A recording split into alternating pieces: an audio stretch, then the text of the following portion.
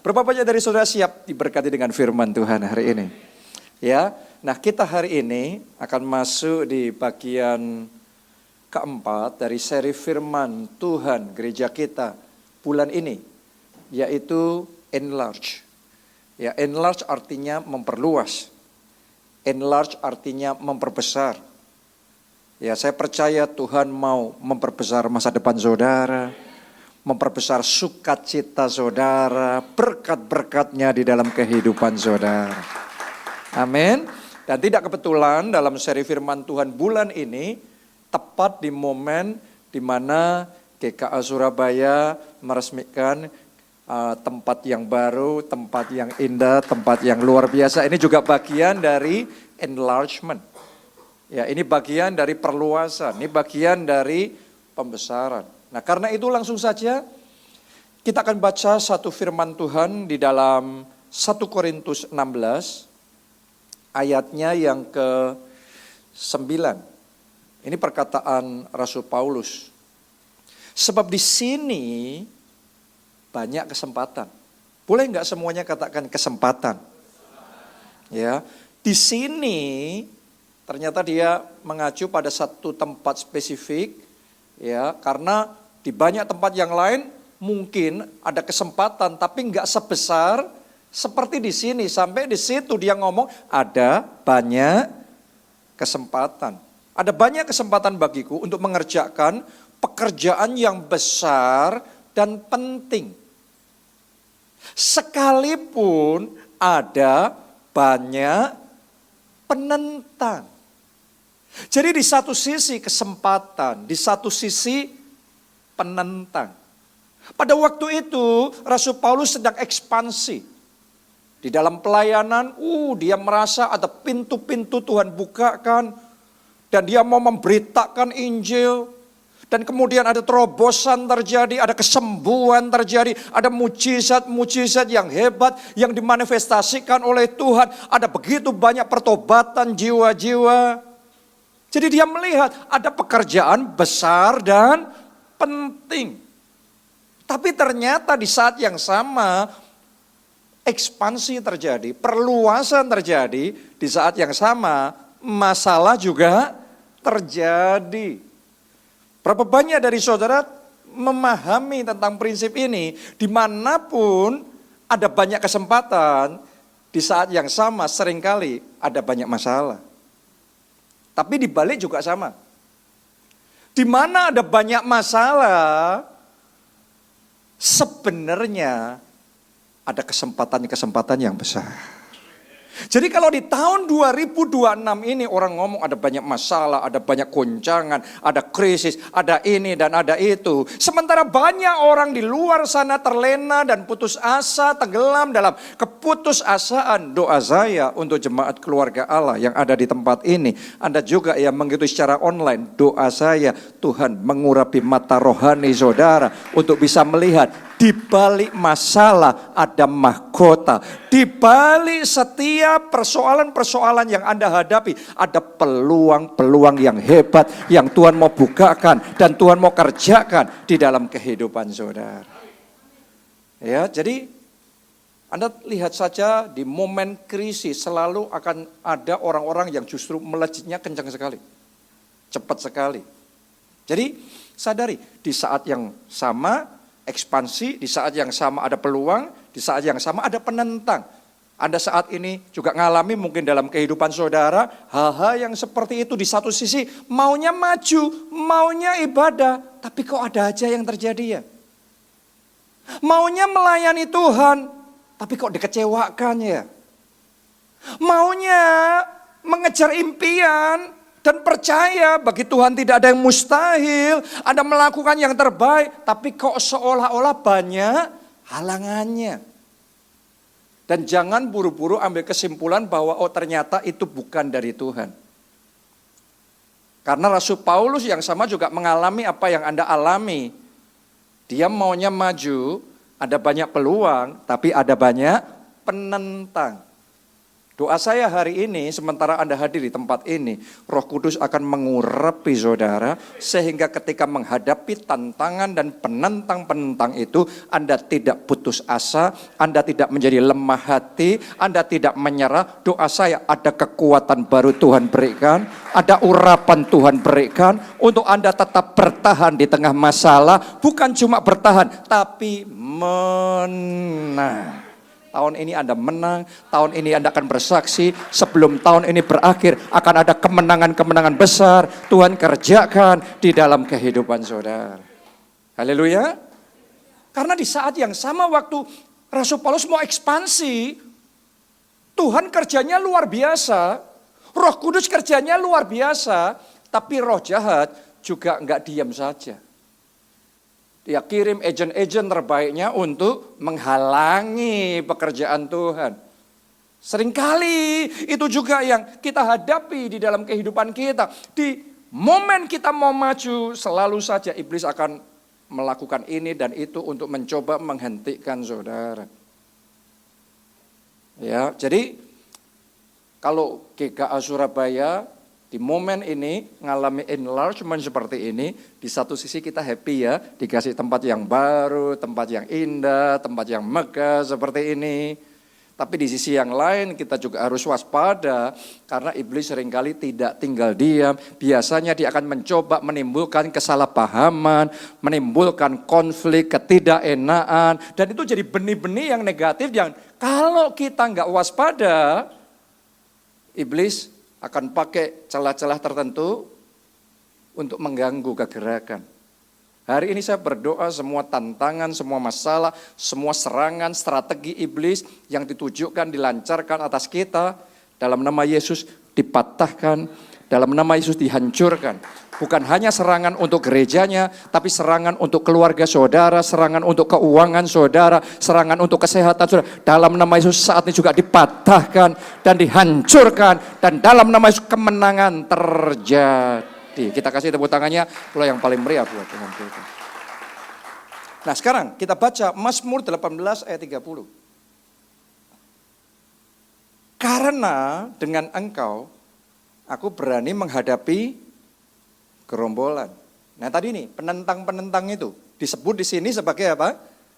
Gerombolan. Tapi Anda harus ngerti, masalah yang dihadapi bukan hanya gerombolan, ada yang kedua. Nah ini akan kita lebih bahas hari ini. Dan dengan Allahku, aku berani melompati tembok. Jadi di ayat yang ini kita mengerti ada dua tantangan. Saat enlargement, saat ekspansi. Di satu sisi gerombolan datang, tapi di sisi yang lain ada tembok yang menghalangi. Tadi kita sudah bicara tentang gerombolan, tentang penentang, tentang oposisi. Tapi di sisi yang lain kita juga harus mengerti ada tembok-tembok yang menghalangi kalau kita mau maju. Kalau kita mau naik ke next level, kalau saudara mau mengejar impian, mau rencana Tuhan, janji Tuhan dalam hidup saudara tergenapi, selalu akan ada penentang, pengganggu-pengganggu. Tapi di sisi yang lain akan juga ada yang namanya apa tadi? Tembok penghalang. Dan tembok ini sebenarnya ada dua. Tembok yang dibangun oleh musuh. Dan tembok yang kedua, nah ini yang saya mau untuk kita sadari hari ini, yaitu tembok yang tanpa sadar kita bangun sendiri. Dan yang jadi masalah tembok yang kedua ini justru lebih susah untuk dirobohkan daripada tembok yang dibangun oleh musuh. Waktu bangsa Israel mau masuk ke tanah perjanjian, mereka menghadapi tembok besar yang sampai hari ini terkenal namanya apa? Tembok Yeriko. Betul? Ya. Untuk tembok Yeriko roboh, Anda masih ingat enggak? Butuh waktu berapa lama buat Yosua dan bangsa Israel merobohkan tembok itu? 7 hari mereka disuruh keliling, sehari sekali. Pada hari ke-7 kali. Dan di situ kuasa Tuhan dilepaskan. Dan kemudian tembok besar itu roboh, hancur. 7 hari. Tembok yang dibangun musuh menghalangi umatnya dari menggenapi dan mengambil alih tanah perjanjian yang Tuhan mau berikan sama mereka. Tapi Anda harus ngerti, sebelum tembok Yeriko roboh, ternyata ada tembok di dalam diri mereka sendiri yang tidak kelihatan, yang mereka bangun sendiri. Namanya adalah tembok ketakutan. Butuh 40 tahun untuk merobohkan tembok ketakutan itu. Butuh 40 tahun saudaraku untuk merobohkan tembok kekerasan hati itu. Tapi ternyata begini, kalau tembok yang di dalam itu dirobohkan, maka semua tembok yang di luar cepat atau lambat pasti akan roboh. Dan kita akan mengalami enlargement, kita akan mengalami ekspansi, kita akan mengalami kemajuan dan terobosan-terobosan yang luar biasa. Saya berdoa mulai saat ini akan ada kemajuan luar biasa. Di dalam perjuangan saudara, di dalam pekerjaan saudara, akan ada lompatan-lompatan yang hebat. Impian-impian yang Tuhan berikan, janji-janji yang pernah Tuhan berikan dalam hidup saudara, tahun ini tergenapi. Sama seperti bangsa Israel, ada janji Tuhan, tanah itu Tuhan mau kasih. Tapi akhirnya setelah tembok itu roboh, mereka dapat tanah itu. Dapat janji Tuhan itu. Anda juga akan dapat janji Tuhan itu. Penggenapan janji itu akan terjadi di dalam kehidupan saudara. Karena itu kita harus belajar merobohkan tembok-tembok yang menghalangi. Apakah itu tembok eksternal, tembok Yeriko yang di luar, yang dibangun oleh musuh. Tapi terlebih lagi hari ini kita akan fokus tembok yang tanpa sadar kita bangun sendiri. Nah, apa saja itu tembok penghalang yang seringkali menghalangi diri kita dari maju. Tuhan mau bawa kita ekspansi, Tuhan mau bawa kita enlargement, Tuhan mau bawa kita mengalami kemajuan. Tapi kok nggak bisa ya, kok stagnan ya, kok jalan di tempat ya. Berapa banyak dari kita yang merasa kok hidup kita jalan di tempat, bahkan mundur. Seperti bangsa Israel generasi pertama, nggak bisa masuk tanah perjanjian, tapi malah mundur. Akhirnya di padang gurun dan binasa. Karena tembok di dalam diri mereka sendiri. Jadi hari ini kita akan melihat ya, tembok dalam diri kita sendiri yang perlu dihancurkan, perlu dipatahkan. Sehingga kita bisa mengalami penggenapan janji Tuhan di dalam kehidupan kita. Ada 3 yang saya mau bagikan sama saudara. Saya mulai dari yang pertama. Penghalang pertama yaitu direction deficit. Kekurangan arah. Kekurangan visi. Banyak orang berpikir kalau mau maju, yang paling dibutuhkan modal, yang paling dibutuhkan uang. Satu sisi ya benar, sisi lain ya salah. Ya karena sebenarnya itu secondary. Ya apalagi di zaman seperti sekarang ini, kalau saudara punya visinya, saudara punya arahnya, money will come. Uang akan datang. Oke, jadi jangan biarkan diri saudara dibatasi dengan selalu keterbatasan urusan dana, urusan modal. Yang pertama terlebih dahulu, seringkali yang menghalangi kita adalah visi. Yang membuat hidup kita nggak bisa maju seringkali adalah karena kurang visi. Maksudnya gimana? Coba Anda renungkan. Di sini para profesional, para karyawan di dalam karir saudara, tanpa visi ya sudah, Anda akan kerja ya gitu aja ngalir. Setahun dari sekarang akan sama, 5 tahun ya akan sama, 10 tahun ya sama. Pokok asal kerja. Tapi ketika kita punya visi, maka visi itu akan memacu kita untuk berjuang lebih.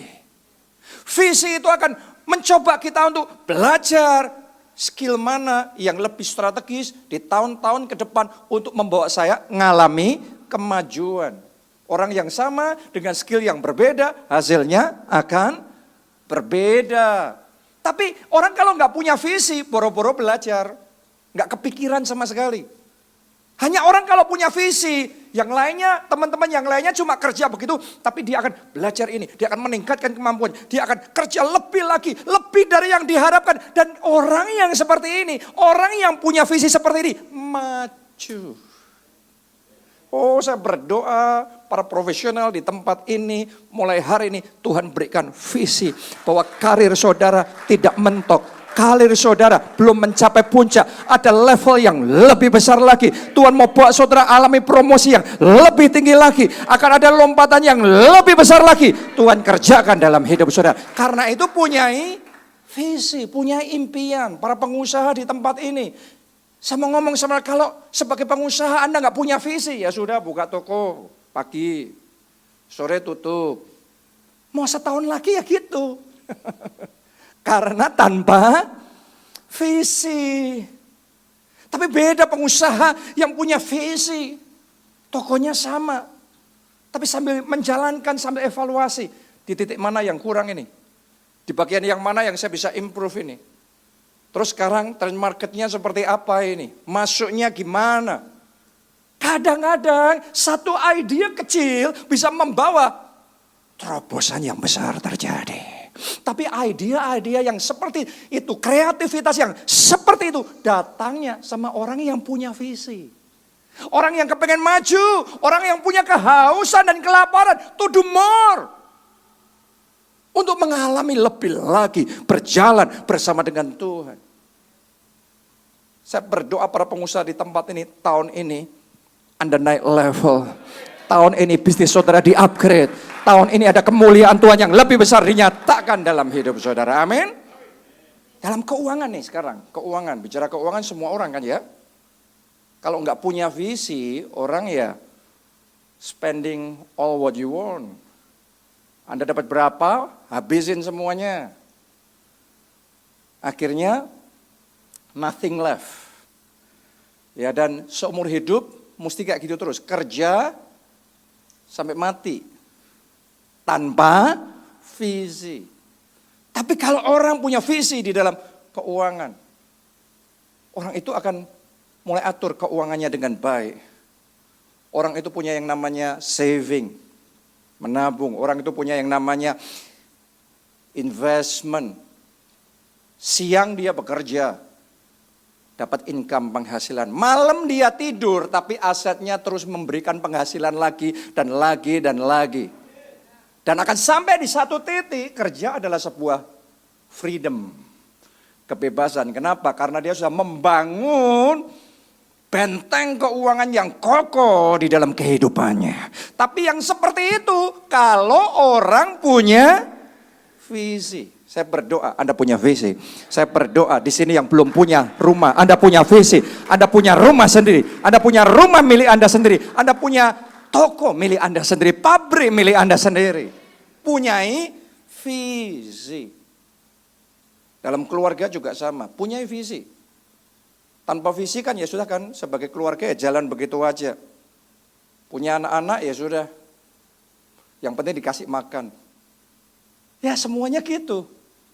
Tapi kalau keluarga punya visi, saudara akan persiapkan anak saudara. Saudara akan muridkan anak saudara. Saudara akan latih anak saudara. Anda akan arahkan anak saudara. Sehingga akhirnya jadi.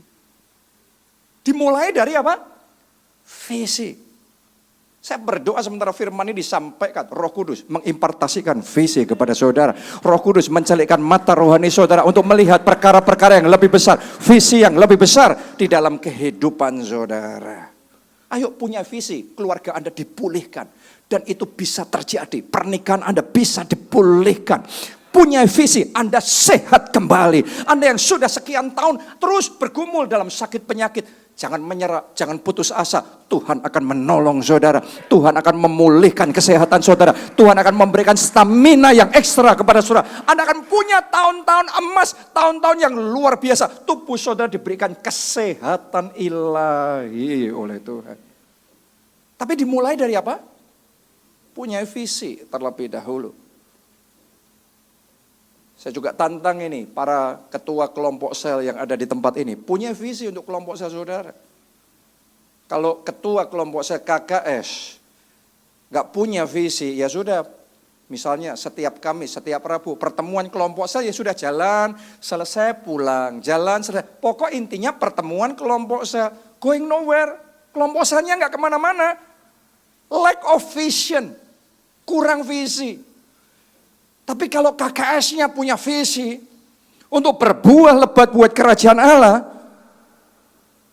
sementara dia memimpin kelompok sel, dia akan buka mata, yang mana ini? Yang dilatih terlebih dahulu, yang mana nih anggota saya yang bisa dimuridkan terlebih dahulu, satu persatu dimuridkan. Yang ini yang belum bisa berdoa, sekarang diajarin untuk berdoa. Yang belum bisa untuk sharing firman, sekarang diajarin sharing firman. Yang belum bisa bersaksi, ayo diajarin bersama-sama untuk bersaksi satu demi satu. Yang ini anggota kelompok saya jadi KKS, yang ini jadi KKS, yang ini jadi KKS. KKS yang punya visi seperti itu, multiplikasi terjadi. Tapi punya visi apa tidak? Kita sebagai gereja juga punya visi apa tidak? Doa saya, Gereja Keluarga Allah Surabaya punya visi. Doa saya peresmian tempat yang baru di tempat ini bukan akhir, tapi ini awal. Anda bisa melihat sebuah kegerakan yang baru, yang lebih besar. Tuhan akan kerjakan di tengah-tengah kita. Saya berdoa Anda punya visi untuk Surabaya Barat, untuk Surabaya Timur, untuk Surabaya Pusat, Surabaya Utara, Surabaya Selatan. Saya berdoa Anda punya visi. Haleluya. Nah, kalau kita masih samar dalam visi dalam hidup kita, ayo doa, cari wajah Tuhan. Sampai Tuhan kasih visi itu sama saudara. Itu yang dilakukan sama Daud. Saya bacakan ya, 1 Samuel 22 ayat 3. Dari sana Daud pergi ke Mispa di Moab dan berkata kepada raja negeri Moab, izinkanlah ayahku dan ibuku tinggal padamu. Lihat nih, kalimat terakhir, tolong perhatikan, ini penting sekali. Lihat nih. Sampai aku tahu apa yang dilakukan Allah kepadaku. Sampai aku tahu Tuhan itu mau bawanya kemana sih? Arahnya Tuhan apa sih? Next step yang Tuhan mau kerjakan dalam hidupku apa sih? Kenapa? Karena waktu itu Daud baru aja ngalami masalah besar. Dia mau dibunuh sama Saul. Dia harus melarikan diri dan kehilangan semua status, semua jabatan, semua kekayaan dan segalanya. Dan dia terlunta-lunta di gua Adulam. Kadang-kadang orang kalau sudah kehilangan segalanya, kita jadi bingung. Kita rasanya hidup terombang-ambing. Di saat terombang-ambing, Daud ngomong gini, aku akan cari wajah Tuhan. Sampai aku tahu apa yang Tuhan mau kerjakan di dalam hidupku. Ada beberapa orang di tempat ini, ada dalam persimpangan jalan. Ada dalam keadaan bingung, confusion. Ya. Hari ini firman Tuhan mau bicara sama saudara, cari wajah Tuhan. Doa puasa, datang di hadapan Tuhan, berseru sama Tuhan. Sampai Tuhan beritahu saudara apa yang dia mau kerjakan di dalam kehidupan saudara. Jangan buru-buru ngambil langkah. Lihat nih, Daud kenapa hidupnya dalam ketepatan demi ketepatan. Kenapa? Karena dia nunggu Tuhan, cari wajah Tuhan. Sampai aku tahu apa yang Tuhan mau kerjakan dalam hidupku. Begitu Daud nangkep itu, hidupnya mantep. Masih terlunta-lunta di gua Adulam. Tapi sekarang beda. Dia tahu, dia bersama dengan 400 orang yang juga terlunta-lunta, pelarian semuanya, benar? Di gua Adulam itu. Tapi justru di momen itu, dia pakai waktu melatih mereka. Mengubah orang bermasalah jadi pahlawan-pahlawan hebat. Sehingga dia dengan 400 orang itu jadi tim yang hebat. Kemanapun mereka berperang selalu menang. Mereka perang lagi selalu menang. Dan ketika mereka tertutup jalannya di Israel, mereka ekspansinya keluar Israel. Dan mereka selalu menang. Dan berita kemenangan demi kemenangan Daud kedengaran di Israel. Dan kemudian suku-suku di Israel mulai melihat, wow, di bawah pemerintahan Saul kok kalah terus. Tapi ternyata orangnya Daud selalu, timnya Daud selalu menang. Langsung dimulai satu suku dulu gabung sama Daud. Suku Yehuda. Yang lainnya belum. Kadang-kadang kemajuan itu gitu saudaraku. Enggak sekejap. Tapi Daud tahu apa yang dia lakuin. Dia fokus sama 400. 400 menang. Dia fokus ekspansi dengan yang pintu Tuhan bukakan. Pintu Tuhan bukakan, jalan jadi pintu berikutnya suku Yehuda gabung. Begitu suku Yehuda gabung bersama dengan Daud, suku Yehuda menjadi suku yang paling kuat.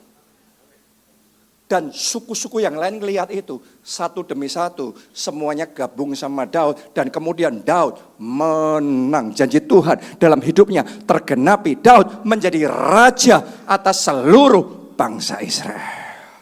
Dimulai dari momen ketika dia terlunta-lunta, kehilangan segalanya, dia cari wajah Tuhan. Sampai aku tahu apa yang Tuhan mau kerjakan dalam hidupku. Saya berdoa di ibadah ini, itu doa saudara sama Tuhan. Tuhan, beritahu aku apa yang Engkau kerjakan dalam hidupku. Mungkin Anda sedang mengalami kebangkrutan secara finansial. Anda mungkin sedang mengalami prahara keluarga yang sangat menyakitkan. Mungkin Anda sedang mengalami kemunduran yang membuat sesak dada saudara. Tapi hari ini ambil keputusan, cari wajah Tuhan. Ambil keputusan berdoa sampai engkau tahu apa yang Tuhan mau kerjakan dalam hidupmu. Karena cara Tuhan itu ajaib di dalam bekerja, di dalam kehidupan kita. Saya juga sama seperti itu saudaraku. Ketika saya selesai sekolah Alkitab di Amerika, karena saya asalnya dari Solo, saya kembali ke Solo, tapi ternyata jalan Tuhan nggak langsung saya handle take over gereja di Solo. Cara Tuhan ternyata lempar dulu ke Jogja, merintis gereja di Jogja. Dan di situ ngalami banyak masalah, itu ibaratnya kayak gua adulam, saya ngalami begitu banyak tantangan dan segala hal. Saya gak punya waktu untuk cerita tentang hal itu. Tapi di situ Tuhan menempa, di situ Tuhan membentuk, di situ Tuhan melatih tangan saya bertempur, di situ Tuhan melatih jari-jari saya untuk berperang. Tapi akhirnya Tuhan tidak pernah meninggalkan, Tuhan terus menyertai. Akhirnya kemenangan terjadi. Karena di Jogja mengalami breakthrough, terobosan. Terus akhirnya pintu Tuhan bukakan lagi di Jakarta. Di Jakarta dulu gereja kita sudah jalan 10 tahun. Bukannya maju, malah bubar, berhenti. Jadi bukan gereja yang stagnasi, tapi gereja yang bubar. Ibarat nasi sudah jadi bubur. Tapi saya diutus untuk membangun kembali. Kita bangun kembali dari 5 orang datang. Kita mulai kembali. Tapi oleh anugerah Tuhan, kita bisa melihat bagaimana karya Tuhan terjadi, mujizat pembalikan terjadi, revival terjadi, terobosan-terobosan berikutnya terus terjadi. Dari situ akhirnya terus saya dipercaya untuk, Pak Obaja minta saya untuk take over leadership gereja kita di Solo, di semua kota, ya. Dan sampai kemarin bulan yang lalu di Unlimited Conference gereja kita, oleh anugerah Tuhan satu babak lagi. Makanya Tuhan kalau bawa itu from glory to glory. Dari satu babak ke babak berikutnya, asal Anda tahu apa yang Tuhan mau kerjakan di dalam hidup saudara. Oleh anugerah Tuhan kemarin waktu UC, di hari terakhir gereja kita diresmikan menjadi sinode gereja keluarga Allah. Haleluya. Dan sekarang ini pertama kalinya setelah kita resmi sebagai sinode gereja keluarga Allah, sekarang babak berikutnya Surabaya. Karena waktu saya kemarin berapa hari ini mau ke Surabaya, saya doa sama Tuhan, saya percaya saya disuruh sama Tuhan doa untuk minta Surabaya. Untuk kemuliaan Tuhan, karena rema yang Tuhan kasih waktu kita di UC, Tuhan ngomong gini, mintalah, maka bangsa-bangsa kuberikan kepadamu. Amin. Saya mau minta lawatan Tuhan untuk Surabaya. Saya mau minta pemulihan keluarga untuk Surabaya. Saya mau minta ada keselamatan jiwa-jiwa, pertobatan massal untuk Surabaya. Dan karena itu saya ajak saudara semua untuk bersama-sama. Nanti kita akan ambil waktu setelah firman Tuhan. Kita akan doa, kita akan minta. Karena Surabaya ini kota revival. Tapi saya mau ngomong sama saudara, ini yang Anda alami baru permulaan. Dengan semua yang hebat, gereja-gereja hebat di Surabaya, saya mau ngomong sama saudara, apa yang kita lihat hebat di Surabaya buat Tuhan baru pemanasan. Surabaya akan melihat lawatan Tuhan yang lebih besar, kemuliaan Tuhan yang lebih dahsyat, revival yang lebih besar Tuhan kerjakan. Surabaya, Anda yang percaya, Anda yang cinta Surabaya, katakan amin dan tepuk tangannya pula yang paling meriah buat Tuhan. Amin. Karena itu jangan sampai ada penghalang yang menghalangi kita. Tadi yang pertama kan lack of vision. Yang kedua penghalangnya kalau mau dibawa maju kayak gitu, namanya adalah kenyamanan. Saya bacakan ya Ulangan 1 ayat 6. Tuhan Allah kita telah berfirman kepada kita di Horeb demikian, telah cukup lama kamu tinggal di gunung ini. Jadi mereka sudah keluar dari Mesir, ngalami satu kelepasan, pembebasan tertentu, tapi mereka ada di situ betah banget. Mereka pikir, akhirnya sudah lepas dari perbudakan Mesir. Padahal Tuhan ngomong, no, nggak berhenti sampai di sini, next level, ambil itu tanah perjanjian. Tapi mereka nyaman. Kadang-kadang kita gitu. Kita mau dibawa Tuhan maju, tapi kita terlanjur nyaman dengan keadaan sekarang. Berapa banyak pengusaha yang sudah jalan aja, sudah nyaman, gak kurang apa-apa kok. Padahal Tuhan mau kerja lebih besar. Hari ini saya mau sampaikan sama saudara bahwa Anda dan saya dipanggil untuk mengambil alih tanah perjanjian. Bukan untuk tinggal di gunung yang itu saja. Tuhan ngomong masih ada wilayah-wilayah berikutnya yang aku mau engkau ambil alih. Dan untuk itu butuh fight, butuh berjuang, butuh berkorban, butuh keluar dari zona nyaman kita. Ada banyak orang, saudaraku, tanpa sadar seperti air yang cuma diam menggenang. Ada bedanya air mengalir. Kalau air mengalir itu terus fresh, terus seger. Benar apa tidak? Tapi kalau air menggenang jadi gimana?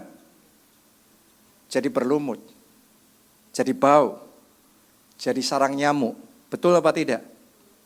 Sudah lihat ya, orang kalau di saat maju tapi malah nyaman, akhirnya hidupnya berlumut. Seperti Daud. Daud ditulis dalam Alkitab saat raja-raja harusnya maju berperang, tapi Daud nyaman di istananya.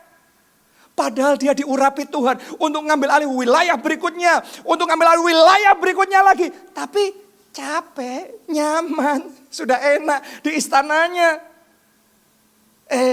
Justru saat dia nyaman, dia jatuh dalam dosa.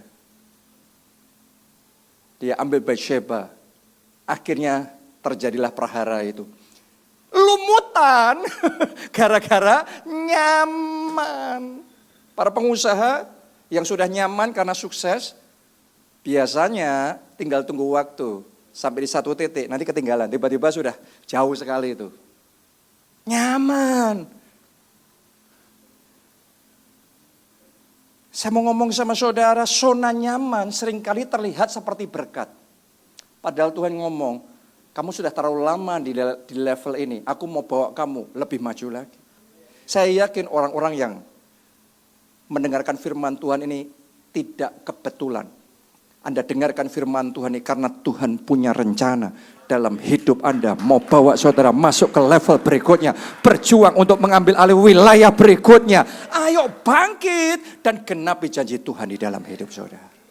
Jangan terus tinggal di dalam kenyamanan. Karena kenyamanan kalau Anda terusin lama-lama jadinya malas.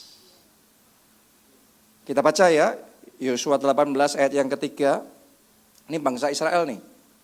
Sebab itu berkatalah Yosua kepada orang Israel, berapa lama lagi kamu bermalas-malas sehingga tidak pergi menduduki negeri yang telah diberikan kepadamu oleh Tuhan Allah nenek moyangmu. Ini ceritanya saudaraku bukan lagi bangsa Israel masih belum menang. Ini mereka sudah menang. Tuhan mau kasihnya 100, mereka baru dapat separuh. Tapi setelah dapat separuh, mereka sudah nyaman, sudah malas ngejar separuh lagi buat apa? Sudah punya sekarang.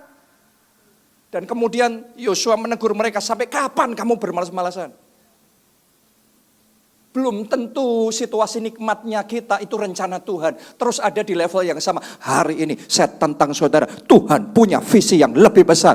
Tuhan punya rencana yang lebih besar. Tuhan punya wilayah yang lebih luas. Tuhan punya level berikutnya. Anda harus kejar. Anda harus berjuang. Supaya semua rencana Tuhan tergenapi. Ayo bangkit. Don't settle for less. Jangan puas dengan yang apa ada sekarang ini. Puas, kejarlah rencana Tuhan 100% tergenapi di dalam kehidupan saudara. Sekarang kita lihat ya Kisah Para Rasul 16 ayat yang ke-10. Setelah Paulus melihat penglihatan itu, lihat ini saudaraku, kalimat berikutnya tolong perhatikan. Ditulis apa? Segeralah kami mencari kesempatan untuk berangkat ke Makedonia. Karena dari penglihatan itu kami menarik kesimpulan bahwa Allah telah memanggil kami untuk memberitakan Injil kepada orang-orang di sana. Lihat nih, begitu dapat penglihatan, begitu dapat firman, begitu dapat janji, begitu dapat rema, mereka yakin pintu sudah terbuka untuk Injil masuk ke Makedonia. Berarti mereka yakin ini tanah perjanjian, ini Tuhan mau kasih. Beda sama tadi, bangsa Israel yang ditegur sama Yosua, sampai kapan kamu bermalas-malasan? No, lihat nih, budaya kerjanya Rasul Paulus, begitu dapat rema, nggak nunggu, nggak pakai lama. Ditulis di sini, segeralah kami mencari kesempatan. Dapat rema sama berjuang, itu dua fase yang berbeda. Banyak orang dapat rema, banyak orang punya iman besar, tapi masalahnya kerjanya tipis. Perjuangannya kecil, janji Tuhannya besar, visinya hebat, rencana Tuhannya luar biasa, tetapi apa? Perjuangannya sedikit, nothing. Nggak dapat apa-apa, nggak terjadi apa-apa. Beda dengan Rasul Paulus, begitu dapat rema, dia berjuang. Begitu dia dapat rema, dapat janji Tuhan, dia percaya pintu terbuka. Ini tanah perjanjian Tuhan mau kasih. Dia percaya. Tapi nggak berhenti sampai dipercaya. Dia berjuang. Segera cari kesempatan, segera cari jalan, segera cari peluang, cari channel. Gimana caranya? Harus jalan. Itu budaya kerjanya Rasul Paulus. Itu sebabnya dia jadi rasul yang dipakai Tuhan. Menggoncang dunia dengan Injil Yesus Kristus. Dan dari Makedonia itu Injil terus menyebar sampai seluruh Eropa. Dipertobatkan dan diselamatkan. Karena ada orang yang percaya dengan rencana Tuhan. Dan yang berjuang. Ayat terakhir ya. Saya bacakan buat saudara. Saya minta tim worship bisa maju ke depan. Amsal 13 ayat yang keempat. Sekarang saya bacakan versi BIMK, Bahasa Indonesia Masa Kini. Ditulis gini. Si malas banyak keinginan, tapi tak satu pun yang dicapainya. Padahal keinginannya banyak enggak?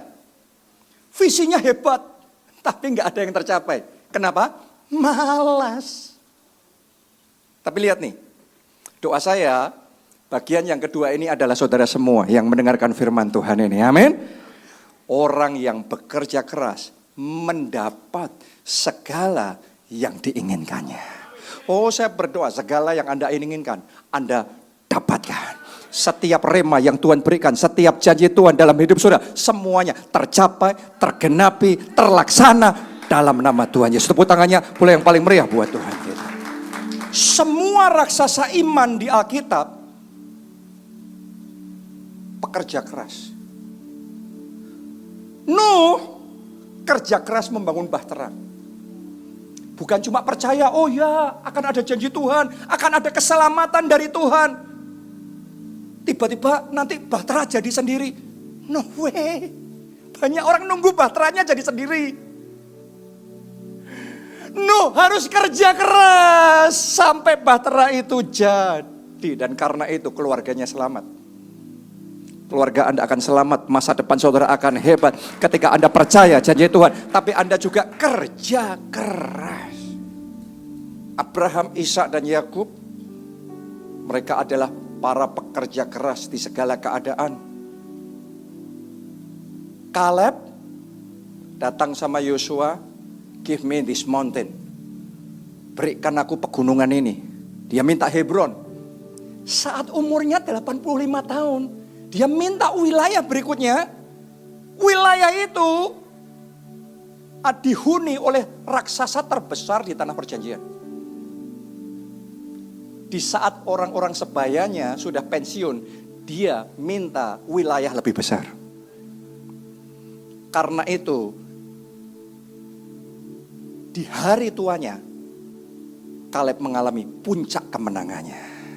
Saya melihat ada anak-anak muda di tempat ini, hidup saudara akan mengalami kemenangan-kemenangan.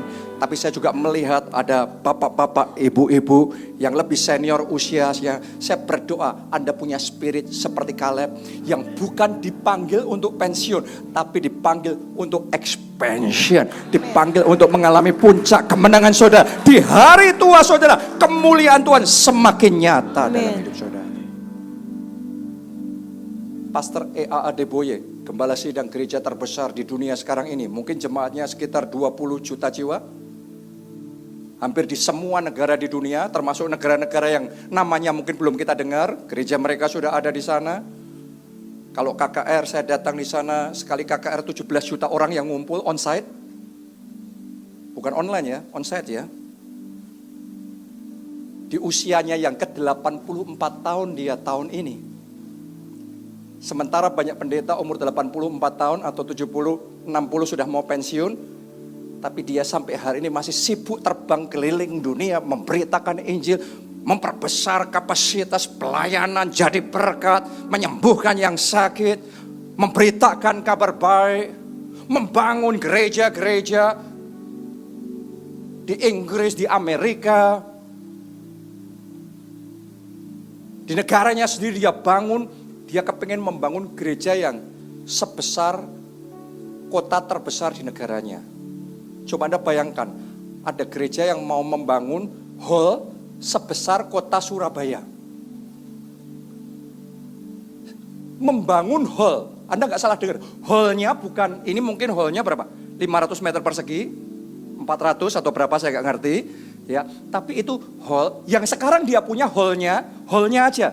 900 hektar, hallnya aja. Belum termasuk parkirannya, belum termasuk yang lain-lainnya. 9 juta meter persegi hanya hallnya saja. Tapi sekarang dia mau membangun hall sebesar satu kota.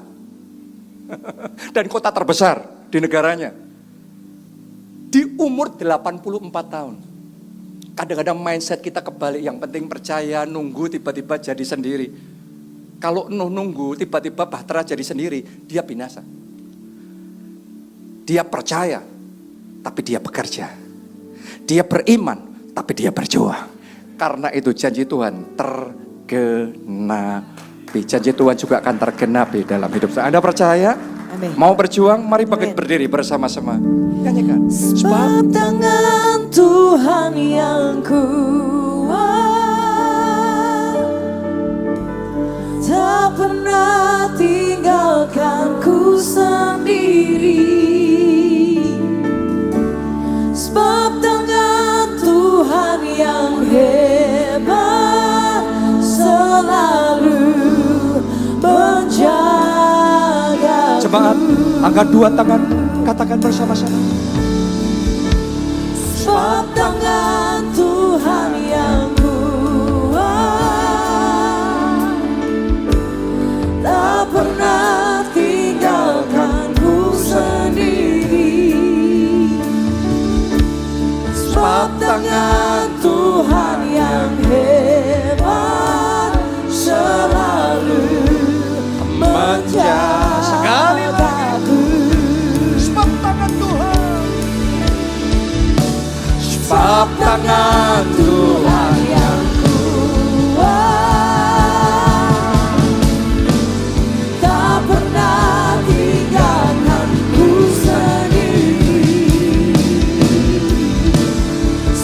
tangan Tuhan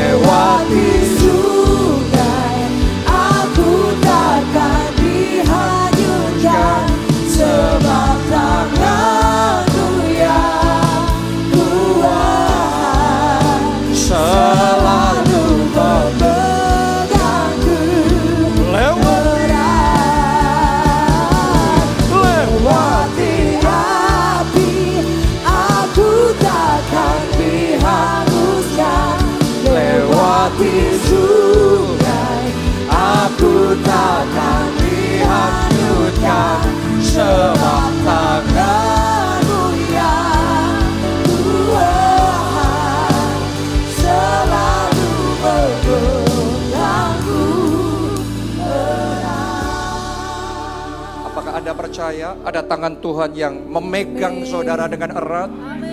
Tangan Tuhan yang menuntun hidup saudara, menyertai setiap langkah saudara, dan tidak akan membiarkan Anda sendiri.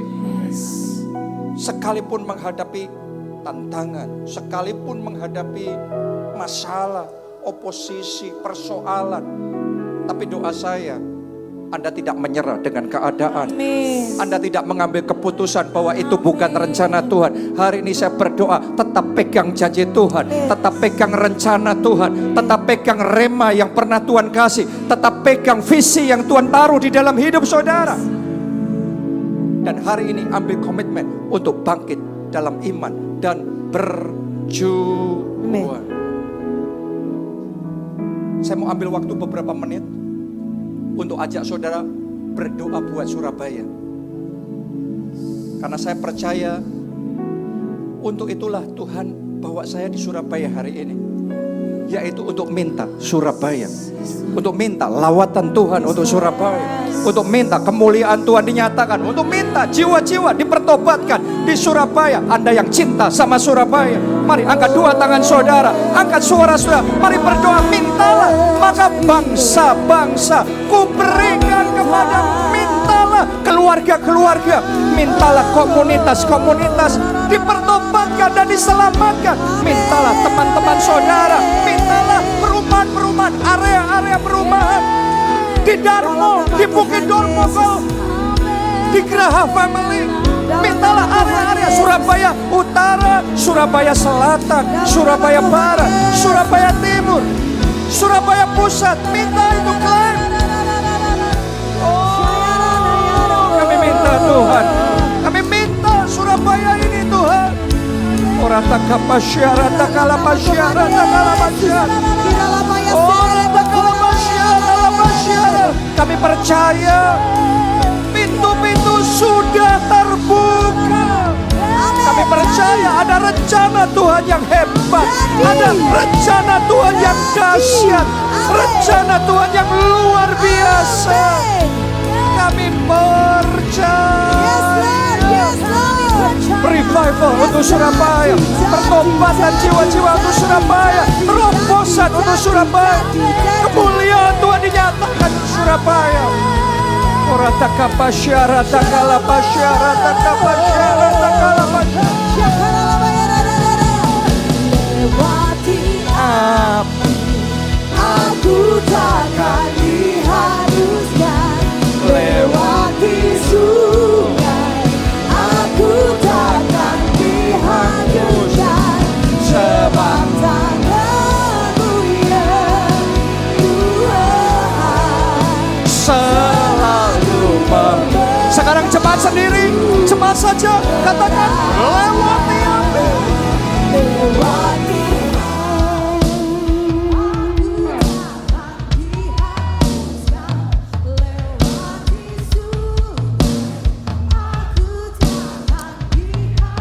Mari katakan, sebab tangan-Mu yang kuat selalu memegangku erat.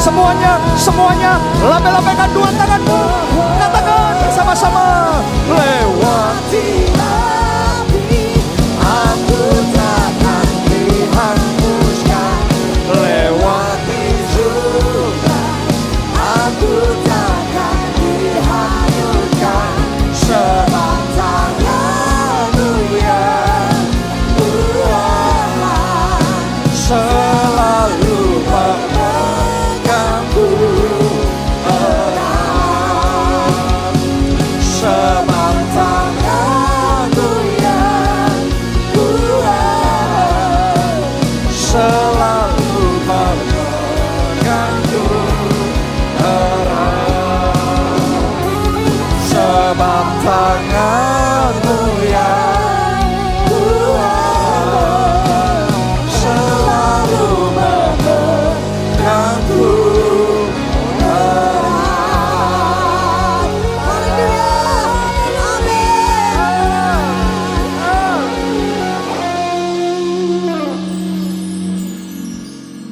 Kami rasakan tangan-Mu yang kuat memegang erat hidup kami. Amin. Bahkan melalui firman-Mu hari ini, tangan-Mu yang kuat itu bekerja dalam hidup kami. Yes. Dan kami berdoa saat ini dalam nama Tuhan Yesus, semua tembok-tembok penghalang dihancurkan.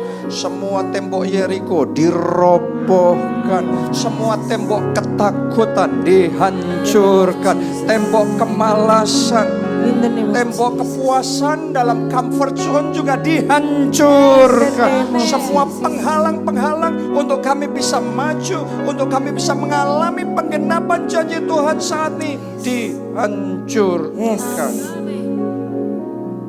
Dan kami percaya terobosan terjadi, kemenangan terjadi. Tuhan bawa enlargement di dalam kehidupan kami masing-masing.